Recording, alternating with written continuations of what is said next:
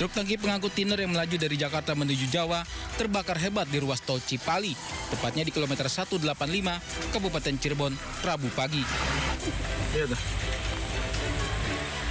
Kobaran api disertai kepulan asap tebal membumbung tinggi di lokasi. Bahkan ledakan sempat menyeruak hingga membuat bagian tangki remuk dilumat si jago merah. Petugas pemadam kebakaran yang mengerahkan 6 kendaraan langsung berjibaku memadamkan kobaran api. Dengan menggunakan bahan khusus foam, petugas menyemprotkan air ke area tangki yang terus berkobar hebat. Diduga kebakaran akibat kampas rem yang panas hingga menjelot area tangki yang bermuatan BBM.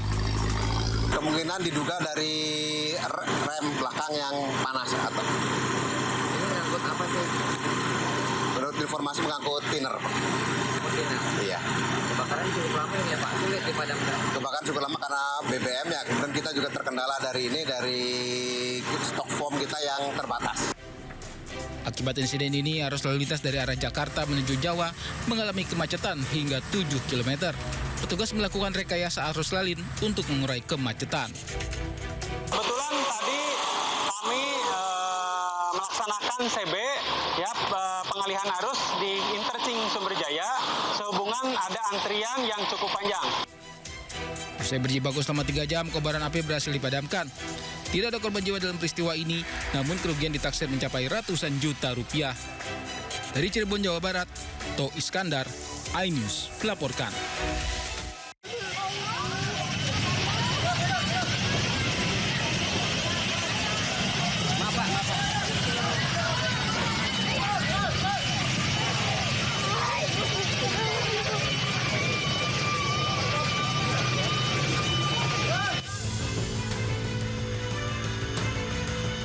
Warga panik saat kobaran api membakar toko sembako di Desa Banyu Biru, Pandeglang, Banten. Api cepat membesar melalap bangunan beserta isinya. Warga bahu-membahu memadamkan api.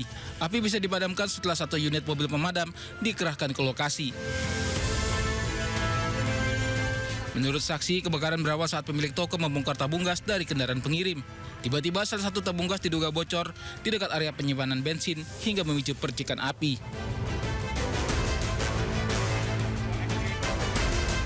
Ada satu gas itu nyembur ke bensin. Terus terjadi kebakaran Pak ya? Iya, terjadi kebakaran itu. Ini bengkel ini. Kios bengkel sama warung ini. Tidak ada korban jiwa dan polisi masih menyelidiki penyebab pasti kebakaran. Dari Pandeglang, Banten, Pebi Febrianto, iNews melaporkan.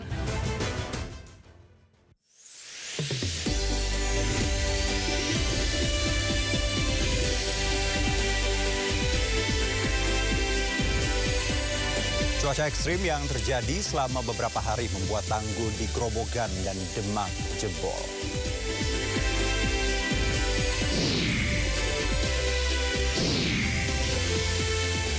DPR RI dan pemerintah menggelar rapat koordinasi membahas pemulihan pasca bencana Sumatera.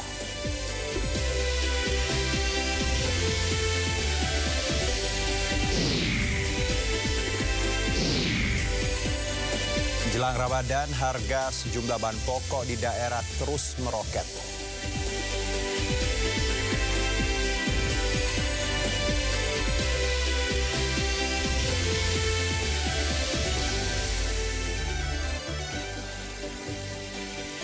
Ya, halo pemirsa, waspada, bukan hanya pabrik narkotika telah menyusup ke perumahan tempat Anda tinggal, bahkan bentuknya telah berubah menjadi rokok elektrik yang asapnya pun wangi. Saya Herjuno Syaputra, Anda menyaksikan Sindo Sore.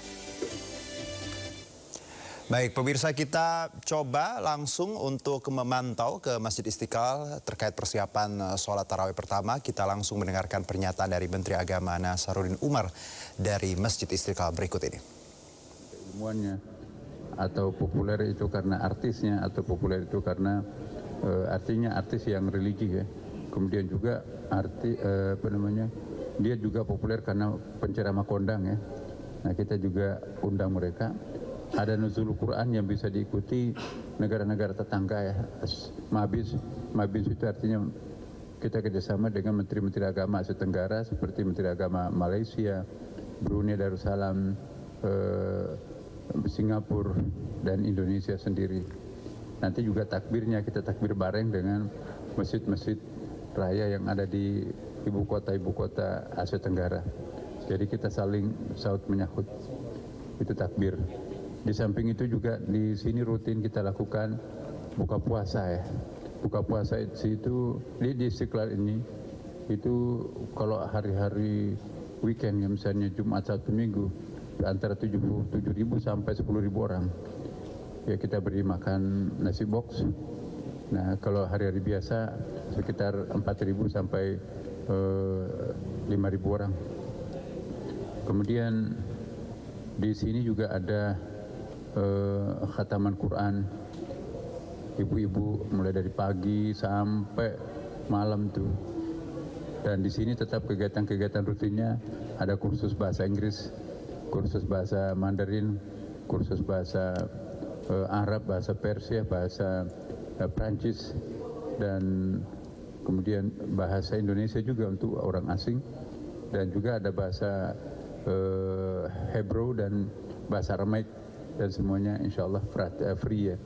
Dan ternyata pesertanya banyak dan tidak tanggung-tanggung, native yang mengajar ya. Kita datangkan dari China ya untuk mengajar agak bahasa Cina di sini. Jadi anak-anak kita di sini sudah bisa bahasa Cina sehari-hari, dan di samping bahasa Inggris ya, kemudian bahasa Arab. Lalu di sini juga ada kegiatan-kegiatan rutin yang lain. Itikaf itu 10 terakhir Ramadan. Ini pengalaman di Istiqlal, justru itikaf itu lebih ramai daripada tarawihnya. Sampai kalau malam ganjil itu full sampai lantai 5 itu. Kita bisa menyaksikan bagaimana mereka itu bisa sahur bareng. Dia bawa makan dari rumahnya, di bawah pohon mereka itu sahur. Tapi diantar dulu. Kita ada salat lail ya kan, salat sunat tasbih, ada renungan, kontemplasi, dan sampai nanti jam 3 ya mereka diberi kesempatan untuk sahur. Menunggu nanti habis itu salat subuh lagi. Salat subuh ada ceramah lagi, ada diskusi. Nah kemudian di pagi hari ada majelis taklim, kita juga banyak mengisi tempat ini. Di samping itu juga ada banyak kegiatan untuk anak-anak kecil. Ada kegiatan apa namanya tuh yang dongeng-dongeng. Wow, itu banyak sekali anak-anak yang senang tuh dongeng-dongengan itu. Kemudian juga yang menarik di sini karena ada juga Imlek itu dipusatkan di dekat kita di sini ini di antara Borobudur dengan Istiqlal, dan mereka itu mendekorasi, dan dekorasinya itu juga menyambut Ramadan. Nah jadi ini satu bentuk toleransi yang sangat bagus ya. Dekorasinya itu juga ada religinya ya. Kemudian di samping itu juga ada beberapa hiburan-hiburan yang menarik ya, hiburan religi di tempat ini. Lalu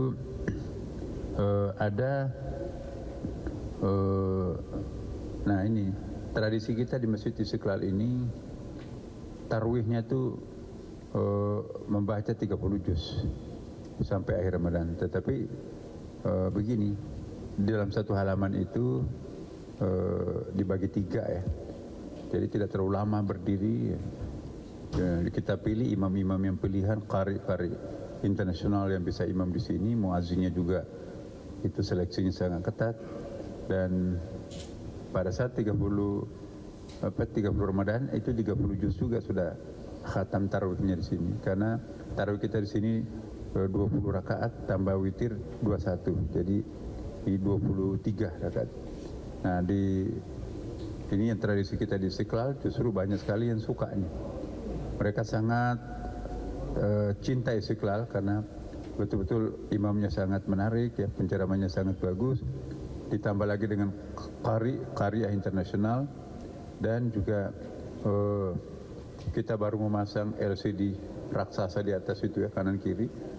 Jadi kita bisa menyaksikan penampilan di depan secara besar, walaupun dia berada paling belakang itu ya. Nah di sini penuh dengan CCTV di kanan kiri, kita juga nanti akan kita pasang, dan itu bisa mengakses apa-apa aktivitas di bagian depan masjid. Kemudian yang baru di Istiqlal ini adalah perbaikan model di ruangan-ruangan di sini sih kita sudah punya aula serbaguna. Di sini juga sudah ada penginapan ya, 24 kamar ya, lantai 2, jadi itu bisa sampai 50 orang lah.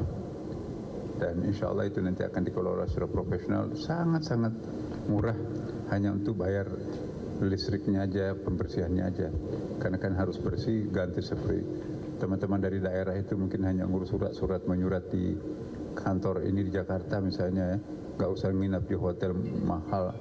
Di situ disiapkan kamar mandi, toilet, dan bersih. Insya Allah ada manajemennya tersendiri. Kemudian di Istiqlal ini juga ada aula yang baru saja kita buat ya, dan itu bisa menampung sampai lebih dari 1.000 orang.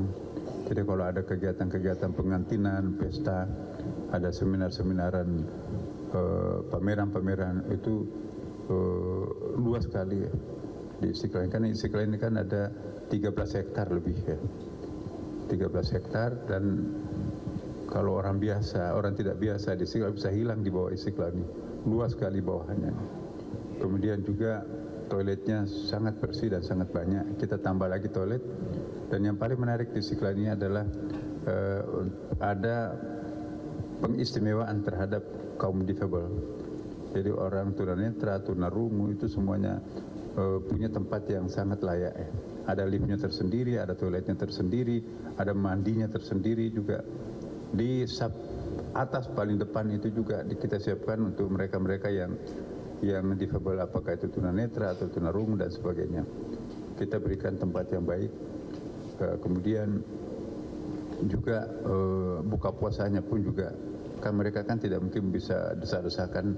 Insya Allah tahun ini kita juga berikan fasilitas khusus untuk kaum difabel. Di sini juga ada tempat khusus untuk buka puasa bagi teman-teman kita yang mungkin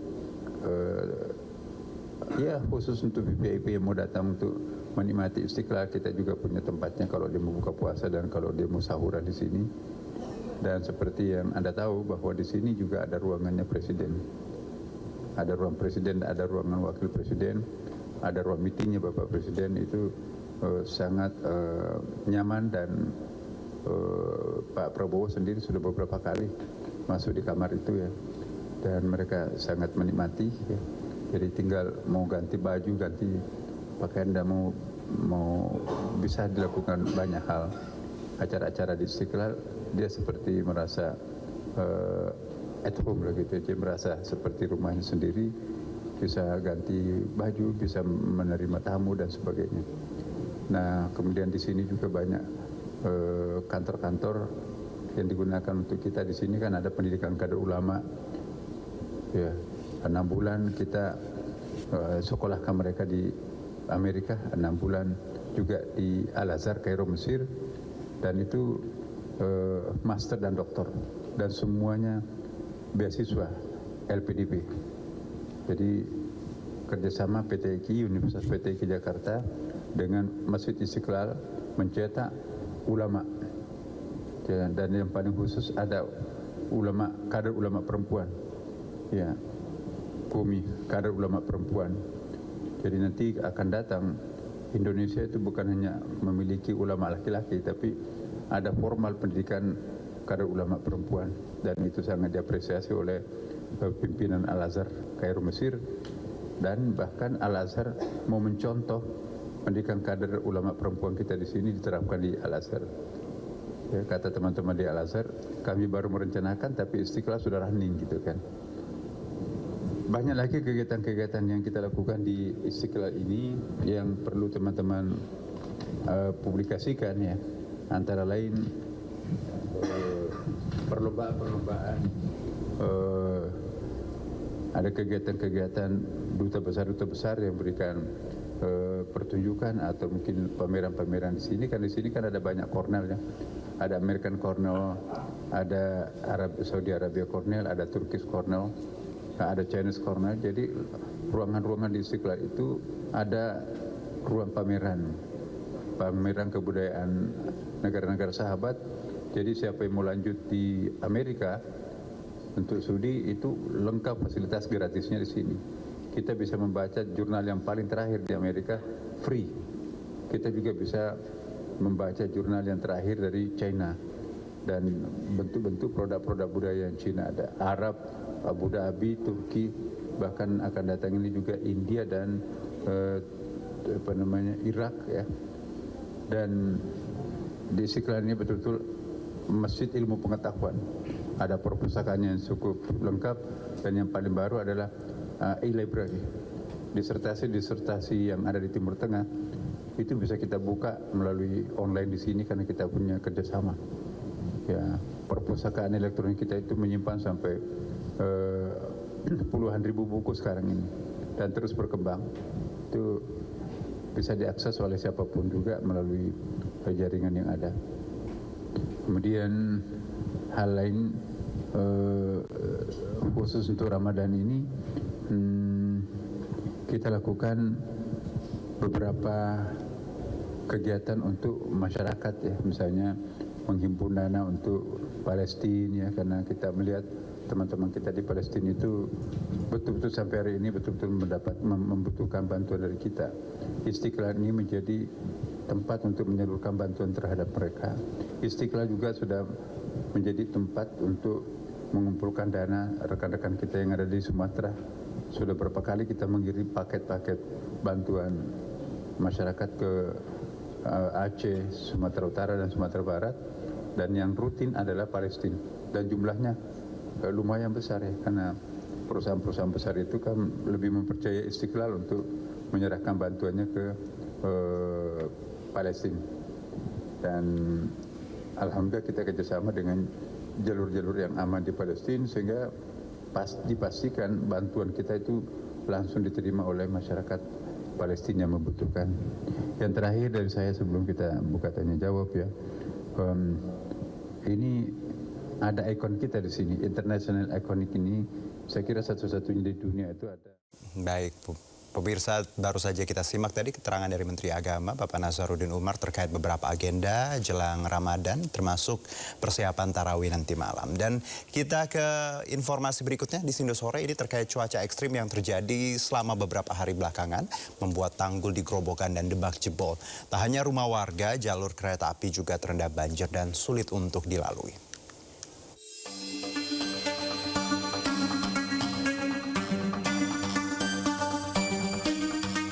Hujan deras yang mengguyur Jawa Tengah membuat sejumlah daerah terendam banjir.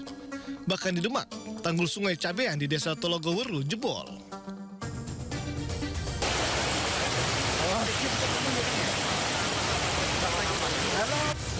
Jebolnya tanggul membuat air mengalir deras ke jalan dan permukiman warga.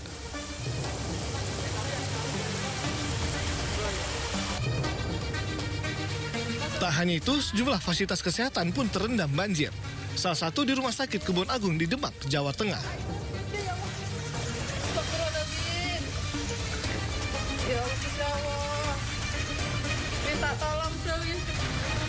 Jebolnya tanggul juga membuat seluruh akses jalan utama terendam banjir dengan ketinggian mencapai 40 cm. Akibatnya kemacetan panjang terjadi di beberapa titik, khususnya di jalur Grobogan Solo.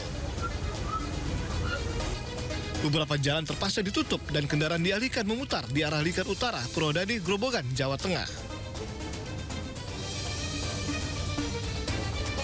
Sementara di Grobogan, Jawa Tengah, tanggul jebol membuat air merendam jalur kereta api Karangjati Gubuk, tepatnya di Desa Papanrejo, terendam banjir.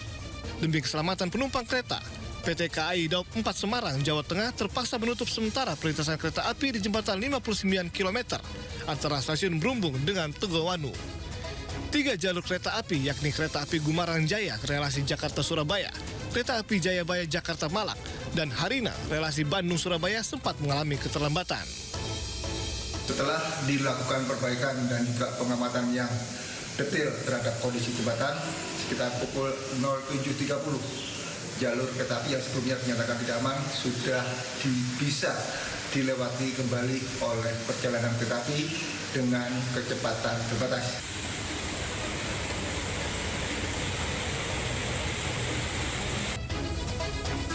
Saat ini air sudah mulai surut, kereta api pun sudah bisa melintas perlahan. Tim Liputan iNews melaporkan.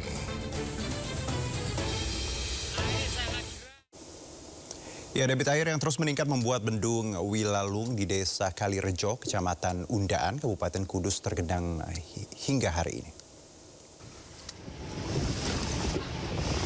Ya, beginilah kondisi bendung Wilalung di Desa Kalirejo, Kecamatan Undaan, Kudus yang masih tergenang air hingga sore ini.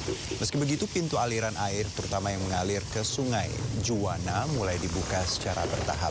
Sejumlah kendaraan bermotor harus melintas dengan hati-hati di tengah rendaman air yang menggenang. Curah hujan deras yang mengguyur wilayah Kabupaten Grobogan membuat aliran air meninggi. Kondisi debit air di bendung Wilalung sudah mencapai elevasi di angka 248 cm dan tinggi jagaan tanggul hanya menyisakan 48 cm saja.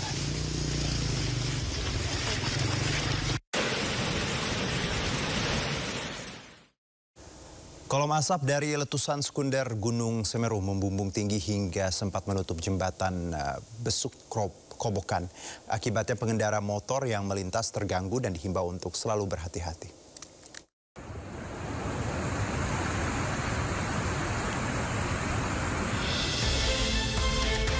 Asap tebal hasil letusan sekunder membumbung di jalur lintas selatan Piket 0 di Desa Sumberwuluh, Kecamatan Candipuro, Lumajang pada Selasa sore. Letusan sekunder terjadi setelah endapan material vulkanik sisa erupsi yang masih panas longsor akibat terkikis banjir lahar di aliran Sungai Leprak atau tepatnya di bawah jembatan Besuk Kobokan. Besarnya letusan mengakibatkan kolom asap tebal sempat menutup jembatan Besuk Kobokan atau Geladak Perak hingga membuat pengendara motor berhenti. Yang tadi cukup besar karena longsoran sekunder itu sempat sampai naik sampai ke jembatan sana tadi. Sehingga kita sebagai pengendara motor berhenti dulu. Takut karena ini kan kata warga sekitar panas ya. Dari data pos pengamatan Gunung Api Semeru, getaran banjir lahar terekam seismograf dengan amplitudo maksimal 30 mm. Petugas mengimbau warga yang berada di bantaran sungai dan pengguna jembatan Besuk Kobokan atau Geladak Perak untuk berhati-hati. Lumayan besar, jadi untuk yang ada di bantaran sungai ataupun dekat dengan aliran ini diharapkan untuk hati-hati.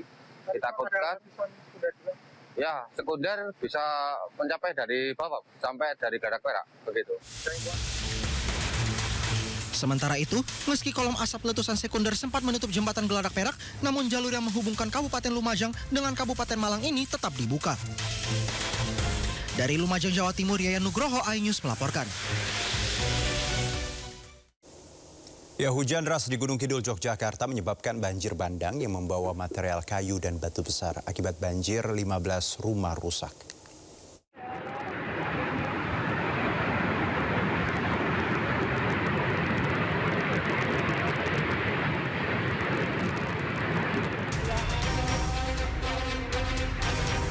Inilah video amatir yang menunjukkan detik-detik saat banjir menerjang Dusun Jono di Desa Tancep, Kecamatan Ngawen, Kabupaten Gunung Kidul, Yogyakarta.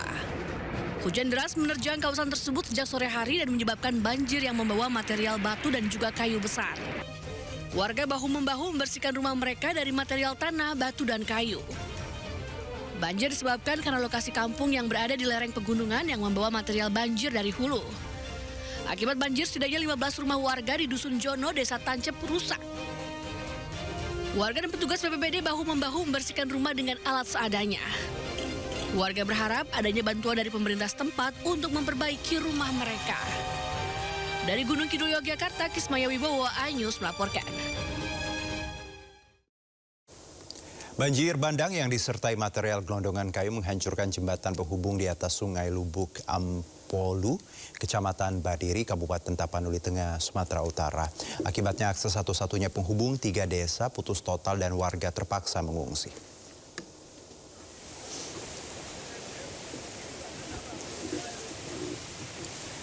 Hancurnya jembatan penghubung membuat jalur transportasi warga lumpuh. Jembatan merupakan satu-satunya penghubung antar desa yang selama ini menjadi urat nadi aktivitas masyarakat. Akibatnya 3 desa di 2 kecamatan terisolir. Selain menghancurkan jembatan, puluhan gelondongan kayu yang terbawa banjir bandang juga hancurkan rumah warga di sekitar bantaran sungai. Warga menunggu penanganan darurat dan pembangunan jembatan sementara agar aktivitas mereka lancar kembali. 3 bulan kalau nggak salah Bang, ya dari tanggal 25 kan, tahun 2025. Akses jalan dari arah Grobogan menuju Semarang ambles dan terbelah menjadi dua akibat diterjang derasnya aliran sungai Tuntang. Sementara petugas gabungan BPBD dikerahkan untuk membersihkan lumpur yang menutup ruas jalan. Jalan tersebut ambles sepanjang kurang lebih 20 meter hingga membentuk aliran sungai. Petugas gabungan BPBD diterjunkan untuk membersihkan lumpur setebal 10 hingga 20 cm yang menutup ruas jalan. Amblesnya jalan ini disebabkan oleh tergerusnya tanah di bawah jalan sehingga kekuatan jalan tidak bisa menahan tekanan dari atas. Dan saat ini ada 2 titik jebolan tanggul sungai Tuntang yang menganga. Warga khawatir jika jebolan tanggul tidak segera diatasi, maka ribuan warga yang ada di bawah tanggul akan terus terendam banjir.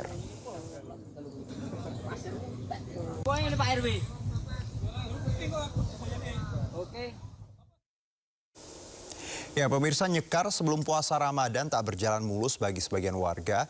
Itu karena banjir merendam makam kerabat mereka di TPU Semper, Jakarta Utara. Akibat hujan deras yang mengguyur, ribuan makam terendam banjir di TPU Semper, Cilincing, Jakarta Utara.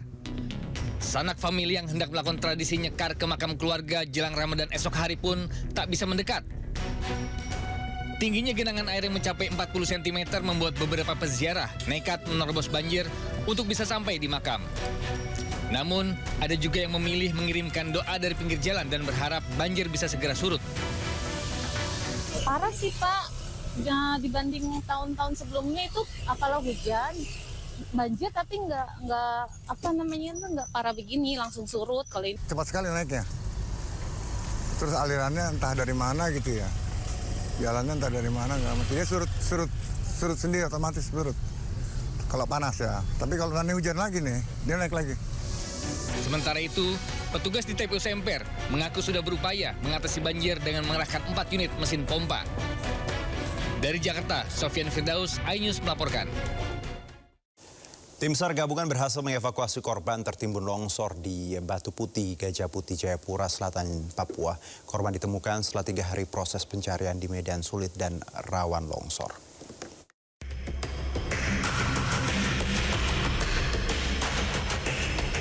Setelah 3 hari proses pencarian, tim SAR gabungan berhasil mengevakuasi korban longsor atas nama Raffles Fonata Bawaromi di Batu Putih, Jayapura Selatan, Papua. Proses pencarian korban terkendala medan sulit dan rawan longsor. Peristiwa longsor terjadi saat korban hendak melakukan aktivitas penambangan tradisional di lokasi tersebut. Korban tidak sempat menyelamatkan diri dan tertimbun. Usai dievakuasi, korban dibawa ke Rumah Sakit Bayangkara, Jayapura. Petugas mengimbau masyarakat agar lebih waspada terhadap aktivitas penambangan liar di daerah rawan longsor agar kejadian serupa tidak terulang. Dari Jayapura Selatan, Papua, Cornelia Mudumi, iNews melaporkan. Sementara itu, pemirsa, di Tapanuli Tengah, usai banjir bandang yang terjadi selama beberapa hari belakangan, Kementerian Pekerjaan Umum mempercepat pembangunan Sabodam. Rencananya dam ini akan rampung di Mei 2026.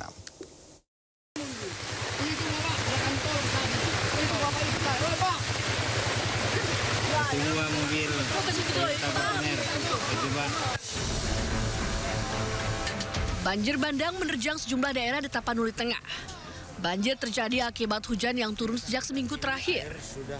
Banjir kali ini terjadi hampir di seluruh kecamatan. Di Tuka, banjir yang cukup tinggi membuat listrik dipadamkan.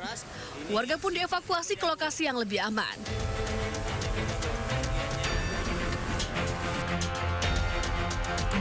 Kementerian Pekerjaan Umum pun langsung bergerak. Pembangunan Sabodam dikebut dan ditargetkan rampung pada Mei 2026. Bendungan ini diharapkan bisa mengatasi banjir yang kerap terjadi di Tapanuli Tengah saat intensitas hujan tinggi. Kita upayakan secepat-cepatnya agar masyarakat sekitar itu tidak kebanjiran lagi. Jadi poin utamanya adalah bagaimana masyarakat sekitar itu tidak kebanjiran lagi. Meskipun hujan 2 atau 3 jam atau even lebih dari. Saran dari Pak Presiden Prabowo lewat Pak Seskap juga dan Pak Menteri Menko Infra, masyarakat yang terdampak jangan deritaannya berlama-lama, harus segera kita jawab lebih cepat. Mungkin kita akan percepat pembangunan dam di atas. Saya minta tadi dihitung benar tuh, damnya itu sanggup menahan tekanan batu. Nggak hanya masalah tanah, tapi ada batu, ada kayu. Saat ini warga di Tapanuli Tengah sedang masa pemulihan usai bencana banjir bandang pada November lalu. Namun di bulan Februari 2026 ini rumah mereka kembali terendam banjir bandang.